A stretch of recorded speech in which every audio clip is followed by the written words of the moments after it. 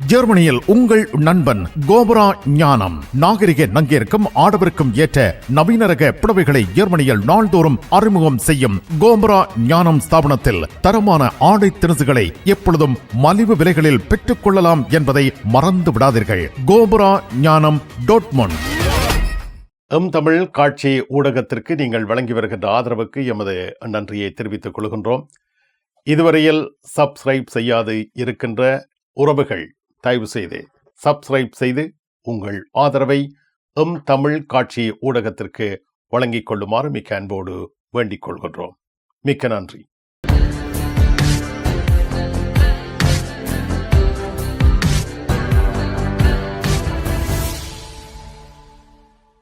Germany செய்திகள்.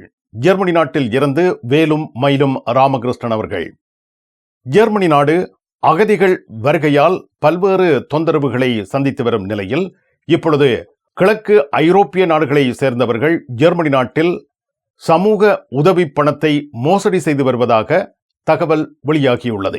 கிழக்கு ஐரோப்பிய நாடுகளிலிருந்து ஜெர்மன் நாட்டுக்கு வருகின்ற பலர் சமூக பண மோசடிகளில் ஈடுபட்டு வருவதாக ஏற்கனவே குற்றச்சாட்டு ஒன்று எழுப்பப்பட்டிருந்தது. குறிப்பாக கிழக்கு ஐரோப்பாவின் ருமேனியா, பல்கேரியா போன்ற நாடுகளிலிருந்து வருகின்றவர்கள் இந்த நாட்டில் பகுதி நேரமாக தாம் வேலை செய்வதாக மோசடியான சில தொழில் ஒப்பந்த பத்திரங்களை ஒப்படைத்து சமூக பணத்தில் மேலதிக சமூக பணத்தை இவர்கள் விண்ணப்பம் செய்வதாகவும், இதே வேளையில் இவர்கள் உண்மையில் வேலை செய்வதில்லை என்றும் இதற்காக இவர்கள் இவ்வகையான மோசடியான நடவடிக்கைகளை கையாளுகின்றனர் என்பது ஏற்கனவே குறிப்பிடப்பட்ட விடயமாகும். இதே போன்று இவர்கள் பல வீடுகளில் தாம் வசிக்காத நிலையில் கூட தாம் வசிப்பதாக சில அத்தாட்சி பத்திரங்களை சமூக உதவி திணைக்களத்தில் ஒப்படைத்து இவ்வாறு சமூக உதவி பணத்தை பெற்றுக் கொள்ளுகின்றார்கள் என்றும், சில வேளைகளில் குழந்தைகளை கூட அவர்கள் இந்த வீடுகளில் பதிவு செய்த பிற்பாடு இந்த குழந்தைகள் இந்த வீடுகளில் வாழ்வதில்லை என்றும் அவர்கள் தமது சொந்த நாட்டில் வாழ்வதாகவும், இதே வேளையில் இவர்களுக்கு குழந்தைகளுக்காக வழங்கப்படுகின்ற இந்த உதவி பணத்தையும் பெற்றுக் கொள்ளுகின்றார்கள். இதன் காரணமாக தற்பொழுது ஜெர்மன் அரசாங்கமானது இவ்வகையானவர்களுக்கு எதிரான கடுமையான நடவடிக்கைகளை மேற்கொண்டு வருகின்றது.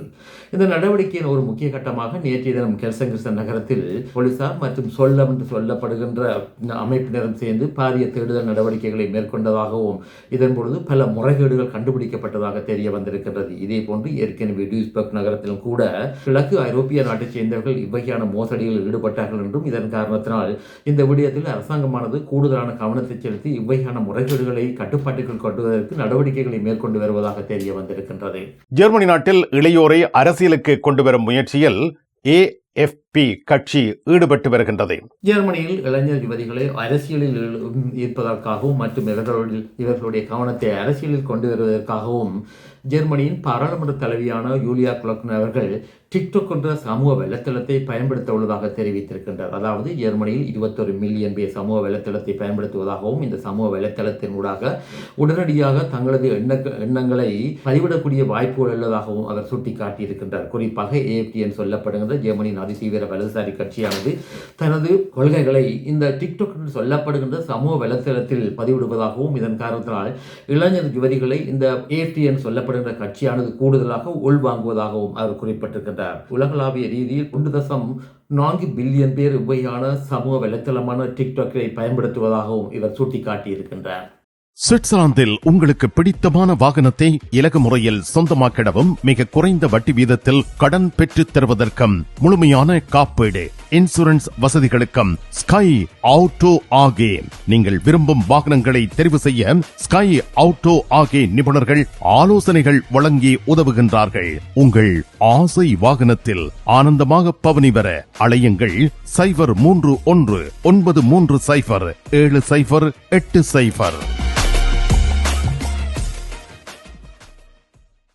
இனி உலகச் செய்திகள். அமெரிக்க அதிபர் டொனால்ட் ட்ரம்பிற்கும் மற்றும் ரஷ்ய அதிபர் பூட்டினவருக்கும் வருகின்ற வெள்ளிக்கிழமை அலஸ்காவில் நடைபெறுகின்ற பேச்சுவார்த்தையின் பொழுது ஏற்கனவே குறிப்பிட்டது போல் கிழக்கு உக்ரைன் பிரதேசத்தில் ரஷ்யாவினால் கட்டுப்பாட்டுக்குள் கொண்டு வந்த பிரதேசத்தை அது ரஷ்யாவிற்கு சொந்தமானது என்று உக்ரைன் நாடானது ஏற்றுக்கொள்ள வேண்டும் என்று ஏற்கனவே டொனால்ட் ட்ரம்ப் அவர்கள் கோரிக்கை ஒன்றை விடுத்திருந்தார். இதே போன்று உக்ரைன் தலைநகரமான கியேவினுடைய நகரபிதாவான கிளிச்கோ அவர்களும் இந்த கெபிட் ஹவுஸ் என்று சொல்லப்படுகின்ற கைப்பற்றப்பட்ட பிரதேச ஏற்றுக்கொள்ளல் விடயத்தில் கவனங்களை செலுத்த வேண்டும் என்றும் குறிப்பிட்டிருந்தார். இது இவ்வாறு இருக்க உக்ரைன் நாட்டினுடைய அதிபர் செலன்ஸ்கி அவர்கள் இந்த விடயத்திற்கு தான் ஒத்துவர மாட்டேன் என்று குறிப்பிட்டிருந்தார். தற்பொழுது நாட்டு அமைப்பினுடைய செயலாளரான ரூட்ட என்று சொல்லப்படுகின்ற இவர் கூட உக்ரைன் நாடானது ரஷ்யாவினால் கைப்பற்றப்பட்ட பிரதேசங்களை ரஷ்யாவிற்கு சொந்தமானதாக கருதக்கூடிய சில சூழ்நிலைகளை உருவாக்க வேண்டும் என்றும் சுட்டிக்காட்டியிருக்கின்றார். இது இவ்வாறு இருக்க ஐரோப்பிய நாட்டினுடைய தலைவர்கள் பலர் ஒன்றாக சேர்ந்து தமது ஒரு சமாதான நகல் ஒன்றை தயாரித்துள்ளதாக தெரிய வந்திருக்கின்றது. இதன் காரணமாக உக்ரைன் நாட்டுடைய அதிபர் செலன்ஸ்கி அவர்கள் ஐரோப்பிய நாட்டுடைய தலைவர்களுடன் பேச்சுவார்த்தை நடத்தியதாகவும் தெரிய வருகின்றது. இஸ்ரேலுடைய அரச படையினர் நேற்று முன்தினம் காசா பிரதேசத்தை வைத்து 7 பத்திரிகையாளர்களை கொலை செய்ததாக தெரிய வந்திருக்கின்றது. குறிப்பாக அல் ஜசீரான் சொல்லப்படுகின்ற கட்டார் நாட்டினால் நிர்வகிக்கப்படுகின்ற இந்த தொலைக்காட்சியினுடைய செய்தியாளராக கடமையாற்றுகின்ற அனார் அல் ஷரீஃபான் என்பவரும் நேற்று முன்தினம் இவ்வாறு இஸ்ரேலுடைய அரச படையினரால் கொல்லப்பட்டதாக தெரிய வந்திருக்கின்றது. இதே வேளையில் இஸ்ரேலுடைய அரச படைகளின் கருத்து பிரகாரம் அனார் அல் ஷரீஃபான் என்று சொல்லப்படுகின்ற இந்த பத்திரிகையாளர் ஹமாஸ் தீவிரவாத அமைப்பினுடைய உறுப்பினர் என்றும் சில பிரிகேட்டுகளை இவர் வழிநடத்தினார் என்றும் குற்றம் சாட்டி இருக்கின்றது. இந்த கருத்துக்கு எதிராக பல பொது அமைப்புகள் இஸ்ரேலை கண்டித்திருக்கின்றன. அதாவது பத்திரிகையாளர்களை இந்த பிரதேசத்திலிருந்து வெளியேற்றுவதற்காக இஸ்ரேலுடைய இது ஒரு முக்கியமான யுக்தியாக தாம் காண்பதாகவும் ஐக்கிய நாடு சபை கூட இந்த சம்பவத்தை கடுமையான முறையில் கண்டித்திருக்கின்றன.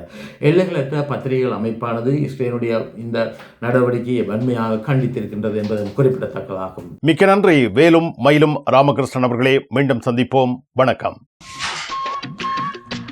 அதெல்லாம் இருக்கட்டுமாப்பா, வீட்டு டிடி பாக்ஸ் இருக்கோ என்ன இல்லையோ? எனக்கு விசாக்கு முதல் டிடி பாக்ஸ் இருக்கும் இல்ல? சரி, ஓகே, பாய். நைட் எடுக்கிறேன் என்ன? சரியா? இங்க என்னடா வாங்கி விற்கிறாராம்?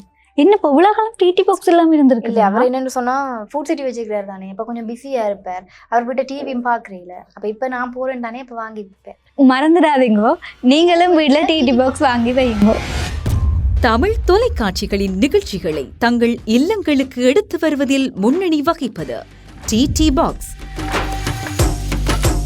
நீங்கள் விரும்பும் தொலைக்காட்சி நிகழ்ச்சிகளை இலகுவாக பார்த்து மகிழ டிடி பாக்ஸ். விவரங்களுக்கு 0049 1630 00 78 00.